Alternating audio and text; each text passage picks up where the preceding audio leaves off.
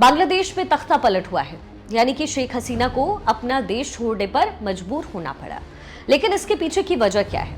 क्या जो छात्र संगठन सड़कों पर उतरे थे, क्या वो असली वजह है, या फिर कुछ और, या फिर देश विरोधी ताकतें जो लगातार शेख हसीना के विरुद्ध काम कर रही थी, वो कौन सी देश विरोधी ताकतें हैं? आज सारी इंफॉर्मेशन यहां आपको देते हैं। आप जानते हैं 1971 में बांग्लादेश का निर्माण हुआ था, पाकिस्तान से टूट करके बांग्लादेश बना। 1975 में शेख हसीना के पिता उस समय के राष्ट्रपति थे, उनका कत्लेआम हुआ और उसके बाद शेख हसीना और उनकी जो बहन थी वो बच गई, क्योंकि वो उस समय वहां मौजूद नहीं थी, वो बांग्लादेश से बाहर थी, इसीलिए सिर्फ ये 2 ही सदस्य उस परिवार के बचे। अब एक बार फिर से 1975 के बाद 2024 में तख्ता पलट हुआ है। उसकी वजह क्या है? आपको अगर याद हो तो रजाकार का जिक्र बहुत ज्यादा आम रहा। रजाकार कौन थे? दरअसल रजाकार 1971 के टाइम में वो लोग थे जिन्हें बांग्लादेश का आतंकवादी कहा जाता है। यानी बांग्लादेश के लोग जो पाकिस्तान से उस समय जंग में जूझ रहे थे, कोशिश उनकी थी कि वो एक अलग देश बने, उसमें रजाकारों की भूमिका ये थी कि वो पाकिस्तान के साथ मिलकर के बांग्लादेशी यानी अपने ही लोगों को मार रहे थे। उन्हें ही रजाकार कहा गया। अब रजाकार शब्द का इस्तेमाल मैं यहाँ पे क्यों कर रही हूँ बार बार? क्योंकि ये समझने के लिए तभी आप छात्र संगठन के विरोध को समझ पाएंगे।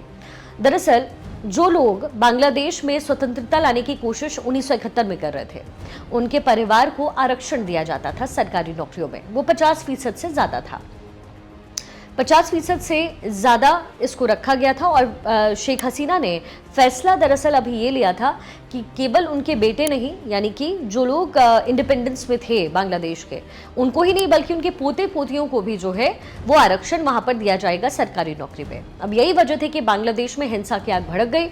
जो लोग वहाँ जनरल कैटेगरी के लोग थे, उन्होंने, यानी जिनका परिवार या खानदान 1971 की लड़ाई में नहीं था, वो इसके विरुद्ध आ गए। और विरोध आने के बाद जोरदार वहां पर हिंसा प्रदर्शन देखने को मिला। लेकिन आखिर क्या वजह है कि तख्ता पलट की संभावनाएं बन गई? बांग्लादेश की प्रधानमंत्री शेख हसीना ने जब आरक्षण को लेकर के रजाकारों का जिक्र उस समय किया और कहा कि प्रदर्शनकारियों में रजाकार जैसे जो लोग हैं वो शामिल हैं, उसके मायने क्या थे? इसके बाद ये जो बांग्लादेश है वो खूब सुलगा। हर तरफ ये नारे लगे कि मैं भी रजाकार, तुम भी रजाकार, और जो सरकार है वो तानाशाह। लेकिन रजाकार कौन थे? 1971 का साल था, बांग्लादेश के लिए जंग उस समय हुई, पाकिस्तान सरेंडर कर चुका था और 2 दिन बीत चुके थे। 18 दिसंबर की सुबह ढाका के बाहरी इलाके में 125 लोगों की लाशें मिली। इन सभी के हाथ पीछे बंधे हुए थे और गोली मार दी गई। किसी का चाकू से गला काटा गया, किसी को गोदा गया।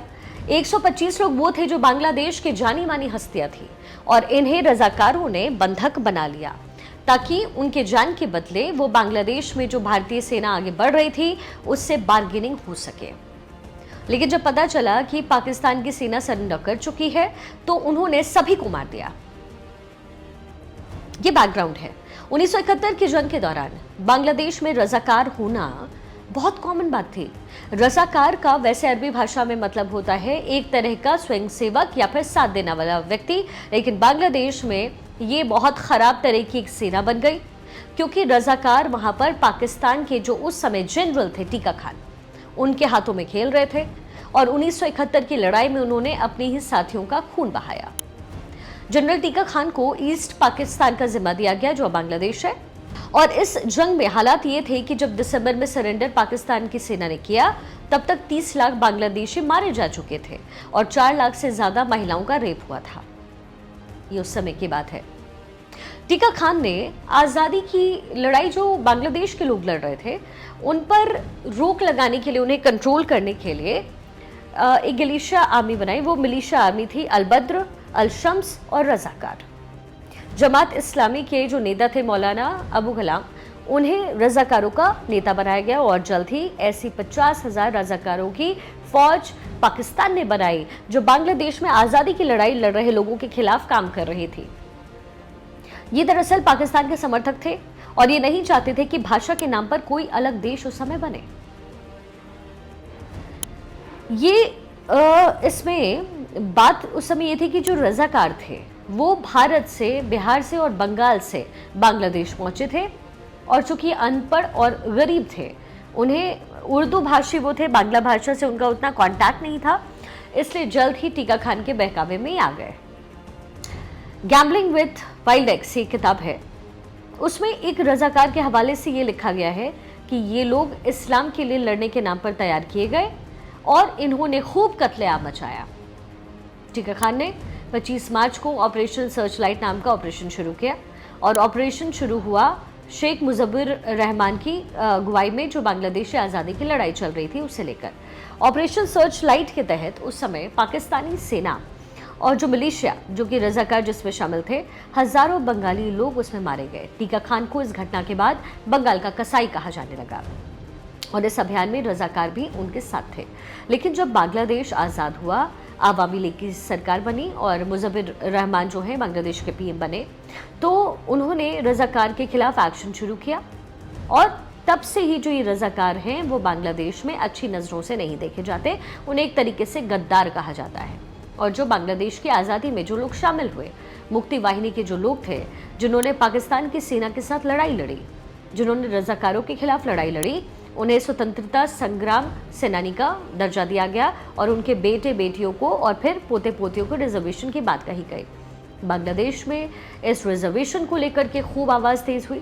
हाईकोर्ट का फैसला था रिजर्वेशन को बरकरार रखना। फिर जब शेख हसीना ने कहा कि आरक्षण जो है रजाकारों को क्या दिया जाएगा, स्वतंत्रता संग्राम के सेनानियों को, उनके पूर्वजों को रिजर्वेशन ना दिया जाए, तो फिर ये हिंसा और भड़क गई और ये हिंसा भड़कते हुए यहाँ तक पहुँच गई। लेकिन सबसे बड़ा सवाल ये है कि क्या रजाकार की वापसी हुई है?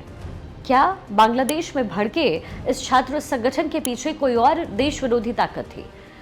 कहा यह भी जा रहा है कि पाकिस्तान इसे स्पॉन्सर कर रहा था और ये जो छात्र थे सड़कों पे जिन्होंने अनप्रेसिडेंटेड घटना की, उसमें जो बंगला राष्ट्रवाद है उसको कमज़ोर करने की कोशिश की गई। ये तमाम बातें कही गई कि उसे कंट्रोल करने की कोशिश वो करते रहे। और सबसे बड़ी बात यह है कि पाकिस्तान, कहा यह जा रहा है कि पाकिस्तानी जो सेना है वो इसके पीछे है। पाकिस्तान 1971 में भी, 1975 में भी और फिर अब 2024 में भी एक्टिव हो गई है और उसकी वजह बहुत ख़ास है। ख़ास वजह जानते हैं आप क्या है? बांग्लादेश से भारत जो है एक लंबा अच्छा खासा जो है बॉर्डर शेयर करता है। पाकिस्तान पर जो हमारा भारत और पाकिस्तान का बॉर्डर है, वहाँ पर हमारे इनफ जो मिलिट्री के लोग हैं वो वहाँ पर मौजूद हैं और मिलिट्री के लोग वहाँ पर जो है पूरी तरीके से रक्षा करते हैं भारत की। लेकिन बांग्लादेश और भारत का जो बॉर्डर है वहाँ पर सेना इतनी दुरुस्त तरीके से नहीं रखी गई है। उसकी वजह है कि बांग्लादेश के साथ भारत के अच्छे संबंध रहे हैं। शेख हसीना अभी भी आई थी कुछ दिनों पहले भी। अब ऐसे में बहुत ज़रूरी है कि भारत को उस अनप्रेसिडेंटेड घटनाओं से बचाया जा सके जो बांग्लादेश से आ सकती है। आज जो तस्वीरें बांग्लादेश की आई वो बहुत हैरान करने वाली थी। हैरान करने वाली इसलिए क्योंकि जिस तरीके से इंक्रोचमेंट होता है स्टूडेंट्स का और जिस तरीके से शेख हसीना को वहाँ से भागना पड़ता है, ये घटना बहुत अनप्रेसिडेंटेड थी। ये घटना बेहद चौंकाने वाली थी क्योंकि बार बार ये आरक्षण जो हटाया गया, यानी अभी जब ये हिंसा और बढ़ी तो सुप्रीम कोर्ट ने बांग्लादेश के इस आरक्षण को खत्म कर दिया, लेकिन बावजूद इसके स्टूडेंट्स रुके नहीं। बीच में सब कुछ ठीक ठाक था, लेकिन अचानक बात सामने आई कि स्टूडेंट जो हैं एक बार फिर से सड़कों पर है और मांग कर रहे हैं कि शेख हसीना इस्तीफा दे। कंट्रोल करने की कोशिश शेख हसीना ने बहुत की, लेकिन ये हो नहीं पाया और फिर आखिरकार क्योंकि स्टूडेंट्स ने कहा कि रोड पर इसका इंसाफ होगा, तो जाहिर है जो शेख हसीना के पिता थे उनके साथ जो घटना 1975 में हुई थी वो शेख हसीना नहीं चाहती थी कि उनके साथ दोहराई जाए। इसलिए अपनी बहनों के अपनी एक बहन जो है उनके साथ वो भाग करके बांग्लादेश छोड़ करके आ गई। उनकी जो परिवार के लोग हैं शेख हसीना के, वो दरअसल दिल्ली में रहते हैं क्योंकि बांग्लादेश थोड़ा सा क्रिटिकल पोजीशन में इन दिनों रहा है। तो वैसे में क्या पाकिस्तान वो देश विरोधी ताकत बांग्लादेश के लिए बन गई जिसने 1971 या 1975 की घटना को दोहराने की कोशिश की है? तो ये है रजाकार शब्द जिसको छात्रों से जोड़ करके देखा जा रहा है।